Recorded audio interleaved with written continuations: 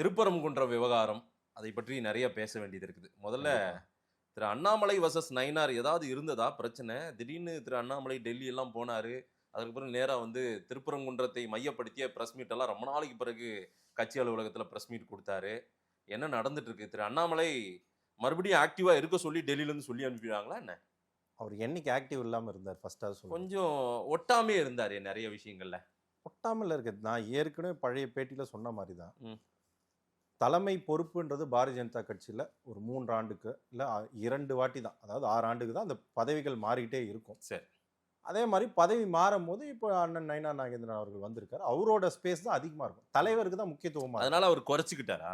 குறைக்கல அதுக்கான வேலைகள் என்னவோ அந்த வேலைகளை மட்டும் செஞ்சுட்டு இருக்காரு. முன்ன வந்து மாநில தலைவரா இருந்தாரு. அவர் இந்த மாநிலத்துக்கே பொறுப்பாளர். ம். இப்ப நீங்க எந்த மாவட்டத்துல கோயம்புத்தூர்ல நடந்தாலும் சரி, மதுரையில நடந்தாலும் சரி, திருச்சியில நடந்தாலும் சரி, அந்த நிகழ்விற்கு மாநில தலைவர் தான் பொறுப்பாளர். ம். மாநில தலைவர் தான் கலந்துப்பாரு. ம். போன வாட்டி இதே மாதிரி தான் சட்டமன்றத்து குழு தலைவர் அண்ணன் நயினார் நாகேந்திரா அவர்கள் இருந்தாரு. அப்பா இருக்கும்போது அவர் என்ன பண்ணிட்டு இருந்தாரு? ம். அவர் அந்த வேலைகளை பார்த்துட்டு இருந்தாரு. எந்தெந்த கூட்டத்துக்கோ அதுக்கு தான் இருந்தது. ம். அதனால எந்த மாற்று கருத்துமே இல்ல. ம். அவருக்கான வேலைகளை அவர் செஞ்சுட்டு தான் இருக்காரு. ரைட்.